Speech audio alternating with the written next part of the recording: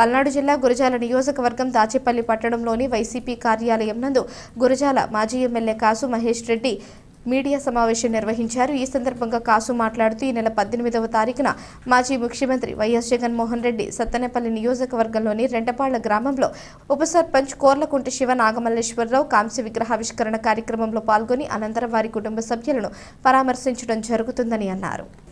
గురజాల నియోజకవర్గం నుండి కార్యక్రమానికి వైఎస్ఆర్ కాంగ్రెస్ పార్టీ నాయకులు, కార్యకర్తలు, అభిమానులు భారీగా పాల్గొని జయప్రదం చేయాలని మాజీ శాసనసభ్యులు కాసు మహేష్ రెడ్డి పిలుపునిచ్చారు. తెలుగుదేశం పార్టీ సంవత్సర కాలంలో వైసీపీ కార్యకర్తలపై అక్రమ కేసులు బనాయించి వారి ఆత్మహత్యలకు కారణం అవుతున్నారని, రేపు వైసీపీ అధికారంలోకి రాగానే ఏ ఒక్క అధికారిని వదిలిపెట్టమని అన్నారు. చట్టపరంగా చర్యలు తీసుకుని అవసరమైతే ఉద్యోగం నుంచి డిస్మిస్ చేపిస్తామని హెచ్చరించారు. గురజాల నియోజకవర్గం పిడుగురాళ్ల మండలం బ్రాహ్మణపల్లి వద్ద వైఎస్ఆర్ మెడికల్ కాలేజ్ త్వరగా పూర్తి చేసి ప్రజలకు అందుబాటులోకి తీసుకురావాలని కోరారు. అధ్యక్షుడు గౌరవ మాజీ ముఖ్యమంత్రి వర్యులు వైఎస్ జగన్మోహన్ రెడ్డి గారు 18వ తేదీ సత్తెనపల్లి నియోజకవర్గానికి వస్తున్నారు. అక్కడ సంవత్సరం క్రితం రెడ్ బుక్ రాజ్యాంగాన్నే ప్రామాణికంగా తీసుకుని పాలన చేస్తున్న తెలుగుదేశ ప్రభుత్వం యొక్క దురాగతాలు తట్టుకోలేకుండా ఆత్మహత్య చేసుకున్న నాగమల్లేశ్వరరావు నివాళులు అర్పించడమే కాకుండా వాళ్ళ కుటుంబంతో కలవడానికి, సానుభూతి తెలియజేయడానికి మరి జగన్మోహన్ రెడ్డి గారు 18వ తేదీ సత్తెనపల్లి నియోజకవర్గానికి రాబోతున్నారు. దానికి పల్నాడు జిల్లాలోని కార్యకర్తలు, నాయకులు అందరూ కూడా హెచ్చుగా వచ్చి జయప్రదం చేయవలసిందిగా కోరుతున్నాం. ఆత్మహత్యగా రికార్డులు చెప్తున్నాయి. నాగమల్లేశ్వరరావు పాపం ఆత్మహత్య చేసుకున్నాడు అని. కానీ వాస్తవం చూస్తే ఇది ముమ్మాటికి ప్రభుత్వం, పోలీసులు చేసిన హత్య. కౌంటింగ్ అయిన మరుసటి రోజు, అదే రోజు పోలీసులు తీసుకెళ్ళి ఆ గ్రామ ఉప సర్పంచ్ అని కూడా చూడకుండా ఇష్టం వచ్చినట్టు అతన్ని కొట్టి దుర్భషలాడి, కేవలం అతను ఒక కమ్మ కులానికి చెందినవాడు, జగన్మోహన్ రెడ్డి తరఫున నిలబడుతున్నాడని ఎట్టబడితే అట్లా మాట్లాడి చివరికి ఊరు నుంచి బహిష్కరించారు పోలీసులు. వాళ్ళకి ఎవరిచ్చారు ఈ హక్కు?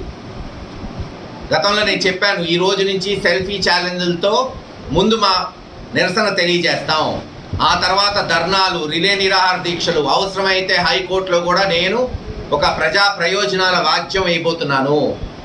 తక్షణమే ఆ కాలేజ్ పూర్తి చేయాలి. ఎందుకంటే పట్టి నేను ఎమ్మెల్యే అయిన 2 నెలల్లో జగన్మోహన్ రెడ్డి గారు ముఖ్యమంత్రి అయిన వెంటనే వైఎస్ఆర్సీపీ రాష్ట్ర మొట్టమొదటి బడ్జెట్లో నిధులు శాంక్షన్ చేయించాం. వైఎస్ఆర్ మెడికల్ కాలేజ్ హాస్పిటల్కి భూమి సేకరించాం. హాస్పిటల్ 90% పూర్తయింది 2024 జూన్ కల్లా. ప్రారంభించాం కూడా హాస్పిటల్. 70% కాలేజ్ పూర్తయింది. మెడికల్ కాలేజే కాదు, నర్సింగ్ కాలేజ్ కూడా తీసుకొచ్చాం అక్కడ. కానీ సంవత్సరం నుంచి, గతంలో 1500 నుంచి 2000 మంది కార్మికులు పనిచేస్తుంటే సంవత్సరం నుంచి 50 మంది కూడా పనిచేయట్లా. ఏమిటంత కక్ష ఆ కాలేజ్ మీద ఈ ప్రభుత్వానికి, ఇక్కడున్న ఎమ్మెల్యేకి, ఎంపీకి నేను అడుగుతున్నా, డిమాండ్ చేస్తున్నా. ఖచ్చితంగా సెల్ఫీ ప్రోగ్రామ్ ఈరోజు నాతో మొదలైంది.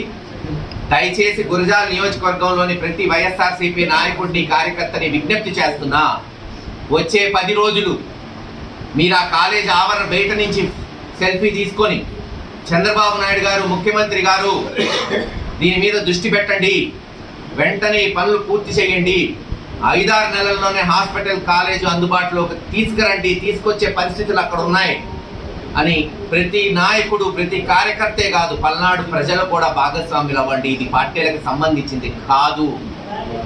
ప్రజల సమస్య ప్రభుత్వ దృష్టికి తీసుకెళ్ళడానికి ఏ పార్టీ అయినా పర్లేదు, ఏ కులమైనా పర్లేదు, ఏ మతమైనా పర్లేదు. ఇది మీ బాధ్యత, మన బాధ్యత, అందరి బాధ్యత. మనం ఎవరిని తప్పుపట్టట్లేదు, పూర్తి చేయమని అడుగుతున్నాం. ఖచ్చితంగా ఈ రోజు నుంచి ఈ సెల్ఫీ ఛాలెంజ్లో అందరూ పాల్పంచుకోవాలి. ఆ తర్వాత రిలే దీక్షలు ఉంటాయి, నిరాహార దీక్షలు ఉంటాయి, హైకోర్టులో వాచ్యం వేయటం ఉంటుంది. అవసరమైతే వైఎస్ఆర్సీపీ సీనియర్ నాయకుల్ని తీసుకొస్తాం.